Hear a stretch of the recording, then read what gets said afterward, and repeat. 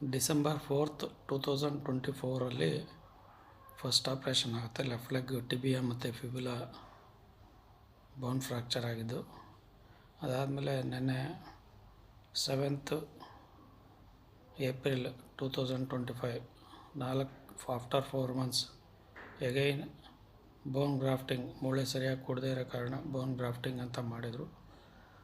ಅಂದರೆ synthetic powder ಹಾಕಿ ಮತ್ತು ಬೇರೆ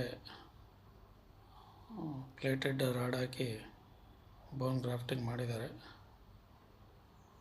ತುಂಬ ನೋವಿದೆ, ಸಖತ್ತು ನೋವು ಮತ್ತು ಬ್ಲೀಡಿಂಗು ಆಗುತ್ತೆ. ಸರಿಯಾಗಿ ನಿಲ್ಲಲಿಲ್ಲ, ಇನ್ನು ಬ್ಲಡ್ ಕ್ಲಾಟಿಂಗ್ ಆಗಿಲ್ಲ, ನೋವಿದೆ. Condition of the leg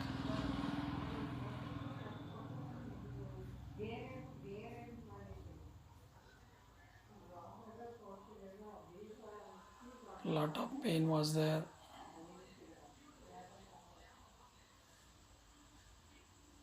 I hope with God I will come back soon as a normal person.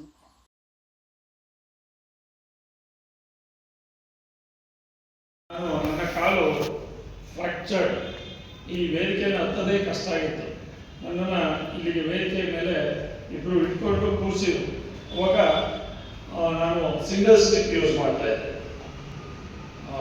Leg fracture ಆಗಿ ತುಂಬ ಎಡಗಾಲು ತುಂಬ ಡ್ಯಾಮೇಜ್ ಆಗಿತ್ತು.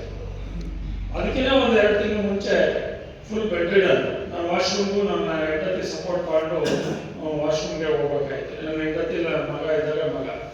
ಸೊ ಅಂತ ಒಂದು ಟೈಮಲ್ಲಿ ರಮೇಶ್ ಸರ್ ನಮ್ಮ ಮನೆಗೆ ಅವ್ರ ಟೀಮ್ ಎಲ್ಲ ಬಂದು ನಮ್ಮ ಮನೆಗೆ ಈ ಪ್ರಾಡಕ್ಟ್ನ ಇಂಟ್ರೊಡ್ಯೂಸ್ ಮಾಡ್ತಾರೆ, ಈ ಕ್ಯೂರ್ಸೆಲ್ ಅನ್ನುವಂಥ ಪ್ರಾಡಕ್ಟನ್ನು. ಸೊ ಇವತ್ತು ಎಷ್ಟು ಧೈರ್ಯವಾಗಿ ನಿಂತಿದ್ದೀನಿ ನನ್ನ ಸ್ವಂತ ಕಾಲ ಮೇಲೆ ಅನ್ನೋದಕ್ಕೆ ಕಾರಣ ಈ ಕ್ಯೂರ್ಸೆಲ್ ಪ್ರಾಡಕ್ಟನ್ನು ನಾನು ಕಳೆದ 4 ತಿಂಗಳಿಂದ ಪ್ರಾಡಕ್ಟನ್ನು ಫಸ್ಟು 2 ತಿಂಗಳು ಕಂಟಿನ್ಯೂಸ್ ಆಗಿ ಬೆಳಗ್ಗೆ ಮತ್ತು ಸಂಜೆ 2 ತಿಂಗಳು ಕಂಟಿನ್ಯೂಸ್ ಆಗಿ ಯೂಸ್ ಮಾಡಿದೆ.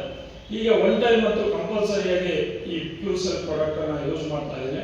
ನನ್ನ ಕಾಲಿಗೆ ಬೋನ್ಗೆ ಸ್ಟ್ರೆಂತ್ ಬಂತು, ಮೂಳೆ ಚೆನ್ನಾಗಿ ಕೂತ್ಕೊಂಡಿದೆ, ಮೂಳೆಗೆ ಮಸಲ್ಸು ಚೆನ್ನಾಗಿ ಕಚ್ಕೊಂಡಿದೆ. ಇವಾಗ ನಾರ್ಮಲ್ ವಾಕ್ ಮಾಡ್ತೀನಿ, ತುಂಬ ಚೆನ್ನಾಗಿ ಹೆಲ್ತು ನನ್ನ ಕಾಲಿಗೆ ಸಪೋರ್ಟಿವ್ ಆಗಿ ಈ ಕ್ಯೂರ್ಸೆಲ್ ಯೂಸ್ ಆಗಿದೆ. ಅದ್ರ ಜೊತೆಗೆ ನನಗೆ sugar, insulin dependent diabetic person ನಾನು. ಡಾಕ್ಟ್ರ್ ಹೇಳಿದರು, ನಿಮಗೆ ತುಂಬ ಕಷ್ಟ ಆಗುತ್ತೆ, ಸುಮಾರು ಒಂದು 13 ರಿಂದ 14 ತಿಂಗಳು ಬೇಕು ಈ ಕಾಲು ರೆಡಿ ಆಗೋದಕ್ಕೆ. ಎಡಗಾಲು ಆಕ್ಸಿಡೆಂಟಲ್ಲಿ ಈ ಮೊಣಕಾಲಿಂದ ಕೆಳಗೆ ಈ ಆ್ಯಂಕಲ್ವರೆಗೂ ಸೀಳ್ ಆಗಿತ್ತು, ಕಟ್ಟಾಗಿತ್ತು. ಒಂದು ಮಧ್ಯದಲ್ಲಿ ಕಟ್ಟಾಗಿತ್ತು, ಬೇರೆ ಮಿಕ್ಕಿದೆಲ್ಲ ಸೀಳ್ ಥರ ಆಗಿತ್ತು. ಈ ಕಬ್ಬನ್ನ ಶುಗರ್ಗೆ ಹೆಂಗೆ ಕತ್ತರಿಸಿ ಹೆಂಗಾಗಿತ್ತು ಹಂಗಾಗಿತ್ತು ಒಳಗಡೆ. ತುಂಬ ಕಷ್ಟ ಆಗುತ್ತೆ, ನೀವು ಶುಗರ್ನ ಮೇಂಟೈನ್ ಮಾಡ್ಕೋಬೇಕು, ಡಯಾಬಿಟೀಸ್ ಅಂತ ಎಲ್ಲ ಹೇಳಿದ್ರು ಡಾಕ್ಟ್ರು.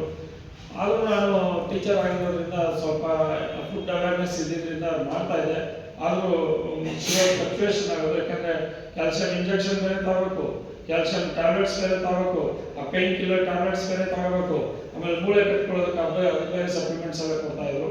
ಅಂಥ ಟೈಮಲ್ಲಿ ರಮೇಶ್ ಸರ್ ಬಂದು ಯಾವಾಗ ಕ್ಯೂರ್ಸೆಲ್ ಕೊಟ್ಟರು ನನ್ನ ಕಾಲು ಸರಿ ಹೋಯಿತು. ಕಾಲು ಸರಿಯೋದ್ರ ಜೊತೆಗೆ ನಾನು ತುಂಬ ವೆಯ್ಟ್ ಲಾಸಲ್ಲಾಗಿದ್ದೆ. 55 kg, 53, 54 kg ಹೋಗಿದ್ದೆ. ಇವತ್ತು 69 kg ಇದ್ದೀನಿ, 68-69 kg. ಅದಕ್ಕೂ ಕ್ಯೂರ್ಸೆಲ್ ಕಾರಣ ಆಯಿತು.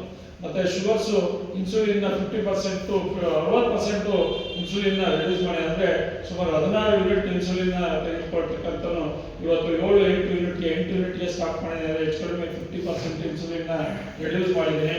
ಇನ್ನು ಕೆಲವೇ ದಿನಗಳಲ್ಲಿ ಆ ಇನ್ಸುಲಿನ್ನನ್ನು ಬಿಡ್ತೀನಿ. ಸೊ ಹೀಗೆ ಶುಗರ್ಗೆ ತುಂಬ ಅದ್ಭುತವಾಗಿ ಕೆಲಸವನ್ನು ಈ ಒಂದು ಕ್ಯೂರ್ಸೆಲ್ ಪ್ರಾಡಕ್ಟ್ ಮಾಡಿದೆ. ವೆಯ್ಟ್ ಗೇನ್ ಆಗಿದ್ದೀನಿ, ಸ್ಟ್ರಾಂಗ್ ಆಗಿದ್ದೀನಿ, ಫಿಟ್ ಆ್ಯಂಡ್ ಫೈನ್ ಆಗಿದ್ದೀನಿ.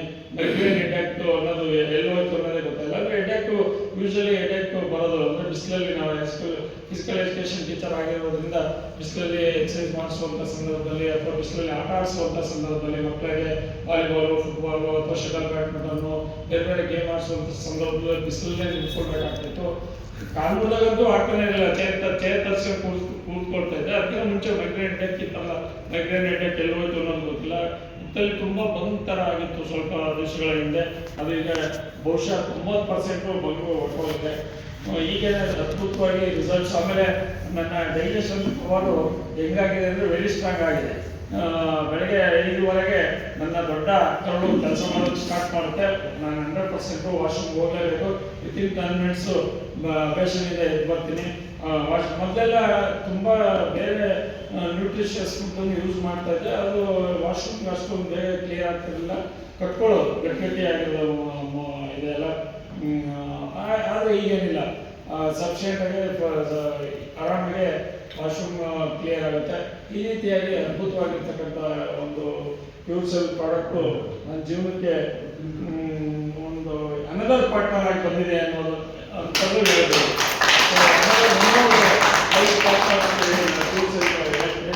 ಹಾಗಾಗಿ ಈ ಪ್ಯೂರ್ ಸೆಲ್ಲನ್ನು ಕಂಡಿಡಿದಂಥ ಮತ್ತು ಪ್ಯೂರ್ ಸೆಲ್ನ ನನಗೆ ಪರಿಚಯ ಮಾಡಿದಂಥ ಎಲ್ರಿಗೂ, ಎಲ್ಲ ಮೆಂಟರ್ಸ್ಗೆ, ನಮ್ಮ ಸೌತ್ ಇಂಡಿಯಾ ಕಲಿತಂಥ ಲಯನ್ ಪ್ರಸಾದ್ ಸರ್ ಟೀಮ್ಗೆ ಎಲ್ಲರಿಗೂ ಥ್ಯಾಂಕ್ ಯು ಸೋ ಮಚ್.